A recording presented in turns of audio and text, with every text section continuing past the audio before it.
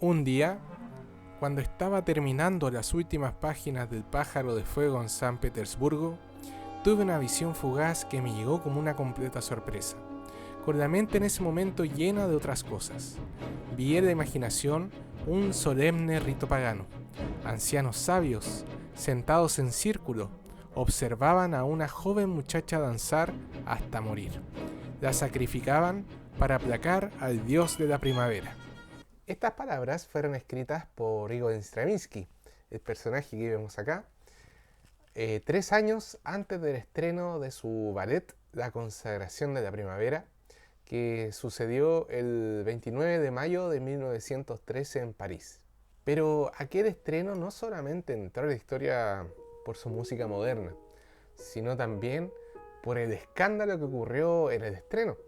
Porque para algunos la música de este ballet y el ballet en sí fue una burla, era una locura.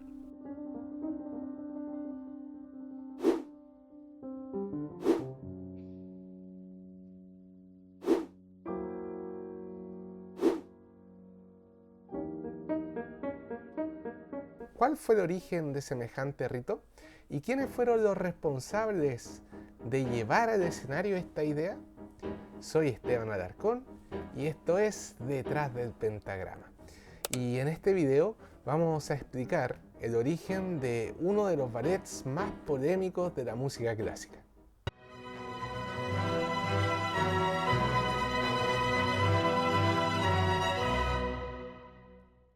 En 1909, Sergei Diaghilev, un empresario, creó la compañía Ballet Russes, la cual se encargó de llevar la cultura y el arte ruso a distintas partes de Europa.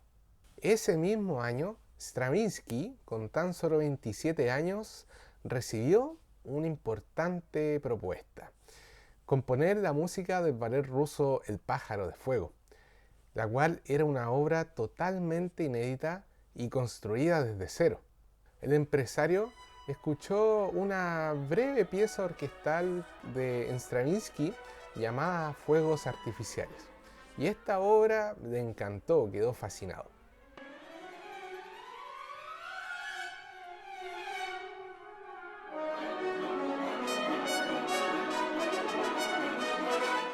Hasta ese momento, Stravinsky era prácticamente desconocido fuera de ciertos círculos rusos.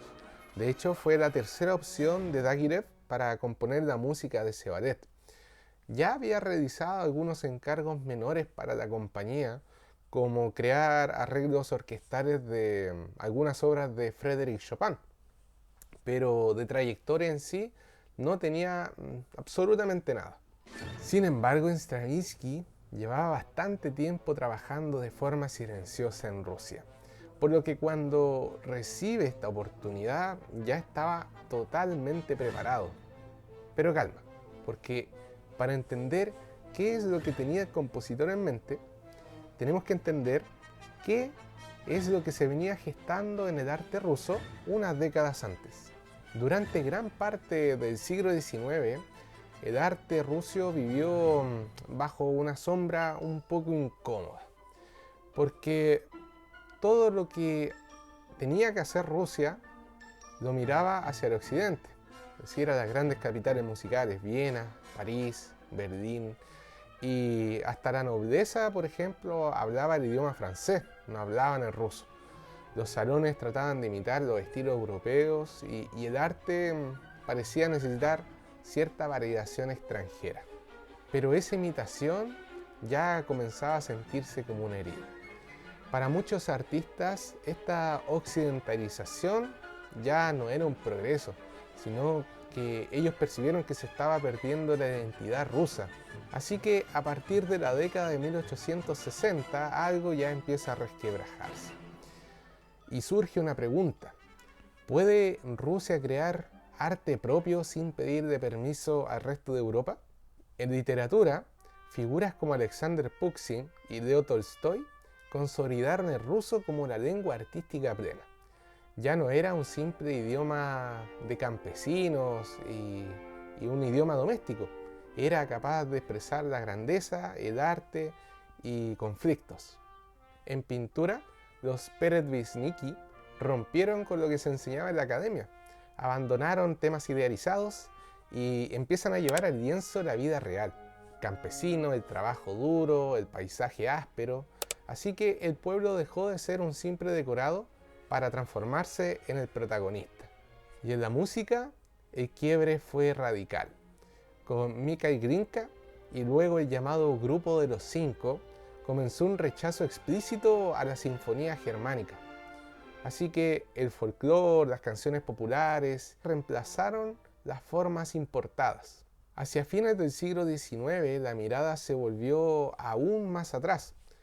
Etnógrafos, arqueólogos y artistas comenzaron a explorar la Rusia precristiana.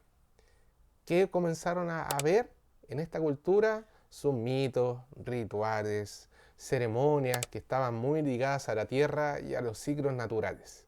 Pero comenzaron a estudiar estas tradiciones no simplemente por un fin histórico, sino que lo empezaron a ver como materia prima para el arte. Así que ya al comenzar el siglo XX, lo antiguo, que venía de la Rusia precristiana, lo tomaron y lo convirtieron en arte moderno. Así que rituales, lo arcaico, lo primitivo, pasaron a ser lenguajes de vanguardia. En ese clima, los jóvenes artistas ya soñaron con colocar todo en una obra total. Es decir, algo que uniera la música, la pintura, la danza y también los mitos de esta Rusia precristiana. Ellos querían crear un arte que no simplemente representara a Rusia, sino que la hiciera hablar desde sus raíces. Y ese terreno ya estaba listo, solo faltaba alguien dispuesto a llevarlo sin estar pendiente de las consecuencias. Y el ballet era una disciplina que mezclaba todo. Mezclaba la pintura, la danza, la música y la literatura. Y el ballet El pájaro de fuego tenía que ser la obra que sintetizara todo lo que se estaba gestando décadas atrás en el arte ruso.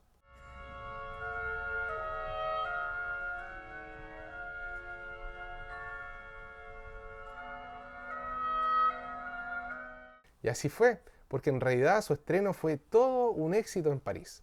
Y de la nada Stravinsky pasó de ser un simple desconocido a estar a la misma altura de Ravel, Debussy y otros músicos por excelencia. Así que cuando comenzaron a planificar el segundo ballet, Petrushka, no dudaron en encargarle la música a Stravinsky. Y este ballet, Petrushka, mostraba la vida rusa, escenas callejeras, junto a melodías populares.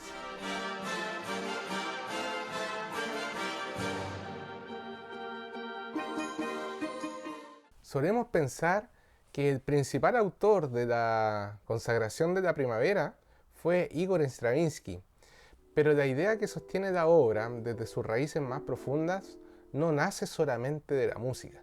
Hubo una figura tan decisiva como él en la concepción del ballet, y él fue Nicolás Roerich. Fue pintor, escenógrafo y arqueólogo ruso. Roerich llevaba años explorando visualmente el pasado más antiguo de Rusia. No era un historiador distante. Él en realidad quería reconstruir este mundo perdido, sus mitos, sus símbolos y su relación con la naturaleza. Era un campo que le llamaba mucho la atención. En 1901 pintó un lienzo muy conocido llamado Los ídolos, el cual representa un círculo de tótems y monolitos de madera, como vemos, coronados con cráneos de caballo, y el cual delimita un espacio ceremonial. Y en la pintura se ve que no hay espectadores, ya que todo sugiere un acto colectivo, solemne, ligado a fuerzas que anteceden a la historia escrita.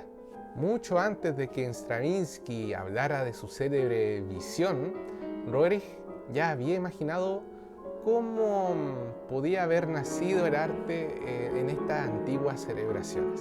En uno de sus textos ya describe una escena ceremonial cargada de movimiento. Que sea la fiesta en la que siempre celebraban la victoria del sol de primavera. Se internaban durante largo tiempo en los bosques, admirando el color de los árboles, bailaban danzas rápidas cuando querían agradar, tocaban cuernos y flautas de hueso y de madera. Los korobots, danzas circulares, brillarían con colgantes de ámbar, tablillas, cuentas de piedra y talismanes blancos hechos de dientes. Aquí ya se encuentran todos los elementos importantes que más tarde se representarían en el ballet: la comunidad, las danzas circulares, la música primitiva y este vínculo directo con la tierra. Stravinsky y Roerich trabajaron como dos obsesivos. Incluso durante vacaciones, separados por miles de kilómetros, mientras ellos descansaban, se escribían cartas para comentarse avances, ideas nuevas y ajustes. Y el compositor siempre se refería a la obra como su hijo. La idea de la consagración de la primavera no tomó forma encerrado en un escritorio en una sala de conciertos, sino que se comenzó a cristalizar fuera de las ciudades modernas. Fue en un lugar que parecía existir fuera del tiempo. Tadashkino era una colonia artística situada cerca de una ciudad llamada Smolensk y fue uno de los centros neurálgicos del llamado Renacimiento ruso.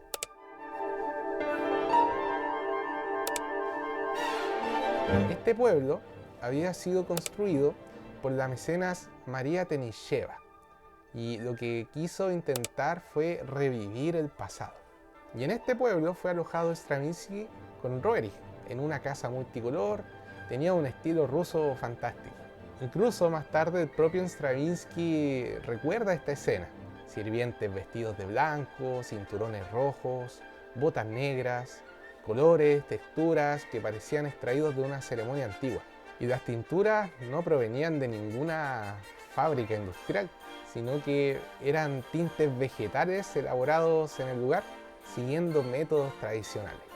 Así que cada objeto de este pueblo reforzaba la sensación de estar cruzando un umbral en el tiempo. Y uno de los lugares más emblemáticos era la iglesia del descenso del Espíritu Santo. O sea, representaba una visión mística de la Rusia antigua. Roerich había diseñado además mosaicos exteriores y una pintura simbólica para el altar de esta iglesia. Y fue en este lugar donde se tomó una decisión clave, ya que el proyecto abandonó su primer título, que era El Gran Sacrificio, y desde ese momento la obra pasó a llamarse La Consagración de la Primavera.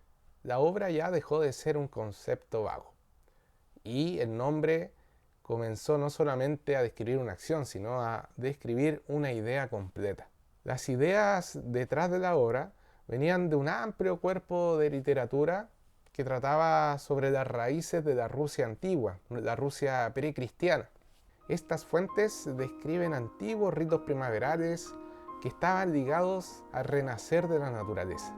Ceremonias que se celebraban durante la primera siembra, hacia fines de abril, cuando la tierra ya volvía a abrirse. Así que en esta época era donde la comunidad se reunía, grupos de jóvenes doncellas eran convocadas para participar en el rito. Y entre ellas, una era elegida para ocupar un rol central. La acción se organizaba en danzas circulares, símbolos de cohesión, fertilidad y continuidad. En estos rituales todos llevaban coronas de flores vivas, signos visibles de renovación. Y el ritual se desarrollaba en campo abierto, sobre los sembrados recién plantados. Y un grupo de ancianos observaba, no para participar, sino para entregar legitimidad y autoridad al acto. Así que todos estos elementos estaban sólidamente documentados en las tradiciones eslavas: tierra, juventud, danza y comunidad. Pero aquí aparece una fractura fundamental con respecto a lo que se hizo finalmente en la obra, porque en ninguna de estas fuentes aparece la idea de algún sacrificio humano. No hay ninguna evidencia histórica de una danza hasta la muerte en los rituales primaverales antiguos. Así que al incorporar este elemento, ya el rito dejó de ser una simple celebración cíclica, sino que ya le dio una atención mucho más extrema. Entonces, esta tradición ancestral fue llevada mucho más allá de la historia para producir un impacto mucho más fuerte y moderno en el público. Stravinsky no compuso la consagración de la primavera de forma lineal, sino que Increíblemente, las ideas le llegaban en fragmentos. A veces era solo un gesto, un acorde violento, un ritmo irregular, una breve melodía. Otras veces se le aparecían bloques musicales completos y estaban dispersos por la partitura. Y no eran simplemente borradores, sino que eran bloques de música que ya estaban listos para colocarse en la obra. Solamente los necesitaba ordenar. En las partituras se ve que usaba lápices de distintos colores. Usaba ciertos símbolos como flechas gruesas, notas en ruso. Así que terminó construyendo la música como si fuera un plano. Y en los bocetos había notas que se traducían como las tribus o aquí comienza la danza primaveral. Y aquí nosotros notamos que la música estaba fuertemente unida a un imaginario. Todo lo que iba pensando Stravinsky de este ritual lo iba transformando en música. Incluso se cuenta que Stravinsky para componer a veces golpeaba el piano, probaba ciertos ritmos y juntaba fragmentos que se le venían a la mente. Así que la obra no surgió de forma fluida, sino que fue forjada de forma muy física. Muchas repeticiones, mucha tensión y sobre todo trabajo constante. Y por último faltaba la chispa que iba a encender el incendio en el teatro, la danza. Hasta ese momento todo indicaba que la danza recaería en Michael Fokin, el coreógrafo estrella de los ballets rusos. Ya había triunfado con los dos ballets anteriores, El pájaro de fuego y Petrushka, así que él representaba la renovación del ballet ruso. Pero Stravinsky ya no confiaba mucho en él. La música de la consagración de la primavera exigía algo mucho más distinto, no una fluidez clásica ni elegancia como lo que se acostumbraba a ver en el ballet hasta ese momento, sino que existía golpe, peso, una energía casi brutal. Así que, en resumen, se debía crear una ruptura con la danza tradicional. Fue entonces cuando se tomó una decisión muy audaz, pero también muy arriesgada. Se le encargó el ballet a Václav Nijinsky, y el resultado fue lo que ellos esperaban. Hubo un quiebre total con la danza tradicional. Nijinsky eliminó el vocabulario clásico del ballet. Pies hacia adentro, rodillas flexionadas, cuerpos pesados, movimientos cortados, una danza muy mecánica. Así que ahora los bailarines no se veían flotando en el escenario, sino que estaban pisoteando y saltando la tierra.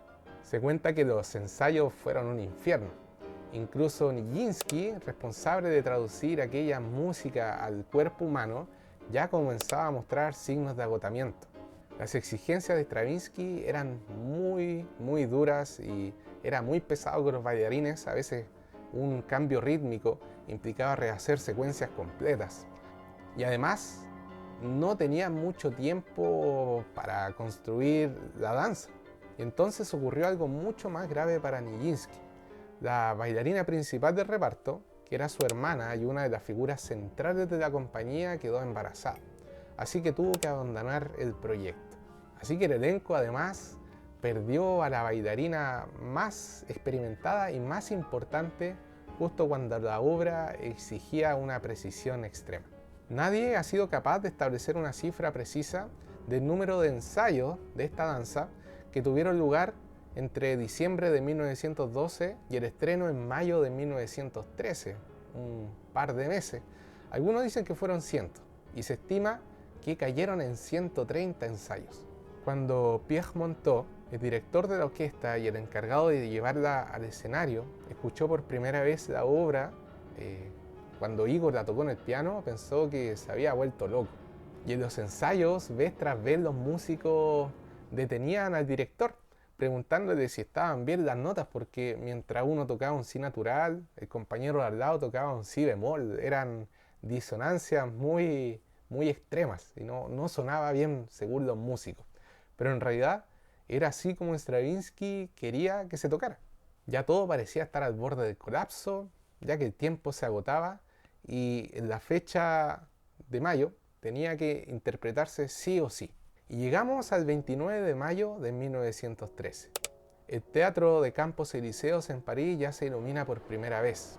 El público ya comienza a llegar de forma elegante, curiosa, por escuchar este tercer ballet inédito. Pero nadie imagina que están a punto de enfrentarse a algo que no se parece nada a lo que habían escuchado hasta ese entonces. ¿Qué pasó exactamente en ese concierto y qué repercusiones tuvo para el futuro musical? Soy Esteban Alarcón y esto fue Detrás del Pentagrama. Así que quédate atento a la segunda parte de este video para ver qué realmente pasó en este concierto. Si te gustó, dale like y no olvides de suscribirte. Nos vemos en el próximo capítulo.